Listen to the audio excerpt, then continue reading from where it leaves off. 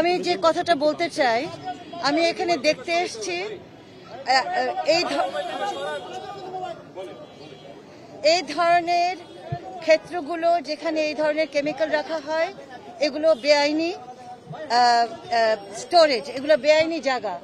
এবং প্রথম যে জিনিসটা করতে হবে আমি মনে করি সেটা হচ্ছে সরকারকে ইমিডিয়েটলি ইনভেস্টিগেট করতে হবে, যারা এটা করেছে তাদেরকে আইনের আওতায় আনতে হবে এবং আমাদের স্ট্রং পলিসি থাকতে হবে যেন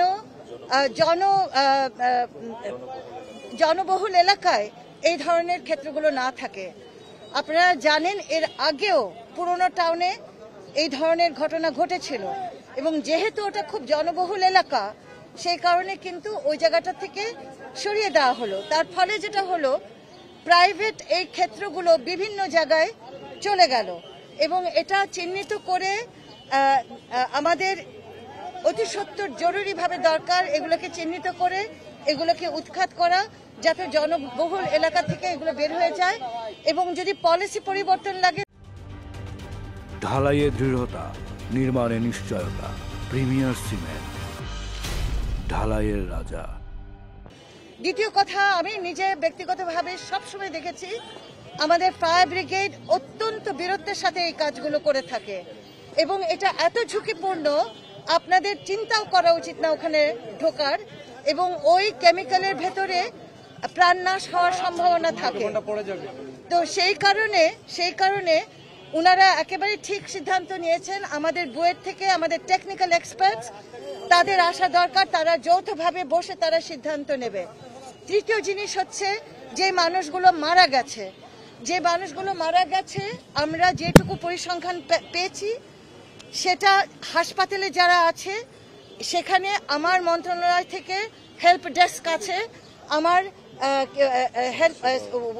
সমাজ কর্মীরা ওখানে আছে, তারা এটা ফলো আপ করবে, তাদের পরিজনের সাথে এটা নিয়ে বসবে এবং তাদের যা যা সহযোগিতা করা সম্ভব সেটা আমরা সেই জায়গাটিতে করব।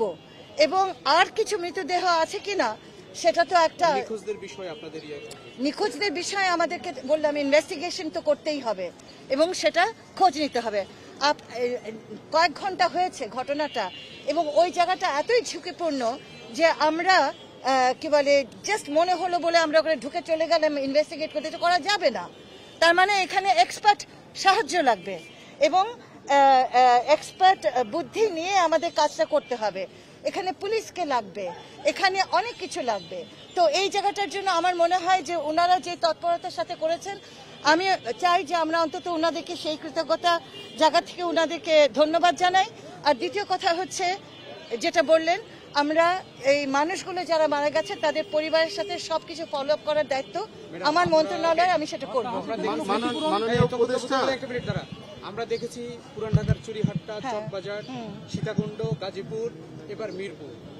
প্রতিবারই সরকারের পক্ষ থেকে আশ্বাস দেওয়া হয় কেমিক্যাল গোডাউনগুলো ঢাকা থেকে সরিয়ে দেওয়া হবে, কোনোটাই বাস্তবায়ন হয়নি, সবটি কাগজে কলমে রয়ে গেছে। পুরান ঢাকা থেকে জায়গা বরাদ্দ হয়েছে, তারপরেও তারা যায়নি। এই যে আবাসিক বলেন বা অনাবাসিক বলেন, সব জায়গায় এই যে ব্যাংকের ছাতার মধ্যে আমাদের এই অরাজকতা নতুন নয়, আমাদের এই অরাজকতাটা নতুন নয়, এটা বহুদিনের বহু যুগের একটা অরাজকতা এবং আমাদের ব্যবসায়ীরা দায়িত্বশীল আচরণ করেন না এবং এই জায়গাটাতে তাদেরকে আইনের আওতায় আনতে হবে।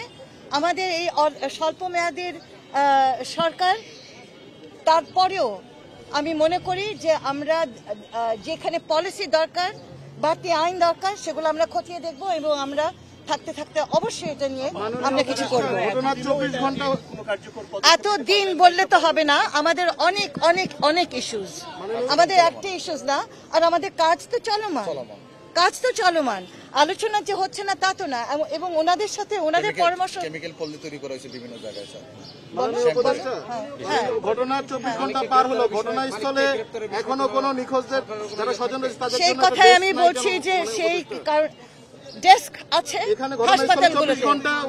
হাসপাতালগুলোতে, এখনো নিখোঁজ যারা রয়েছেন তাদের তালিকার জন্য ঘটনাস্থলে এখনো কোনো ডেস্ক নেই। আমি কিন্তু সমাজসেবার কাজ নিয়ে কথা বলতে এসেছি এবং সমাজসেবার একটা দায়িত্ব আছে আমার জুরিসডিকশনে, যেটা আমি সেটা করছি। আমি আজকে স্টেটমেন্ট দেব বলে এখানে আসিনি, আমি বুঝতে এসেছি আমার কি করণীয় এবং সেটা আমি দ্রুত করতে চাই।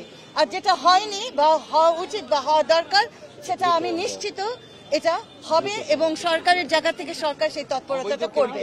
যারা গুদামদার করছে যেসব ব্যবসায়ীরা তাদের বিরুদ্ধে সরকার অবস্থান কি থাকবে?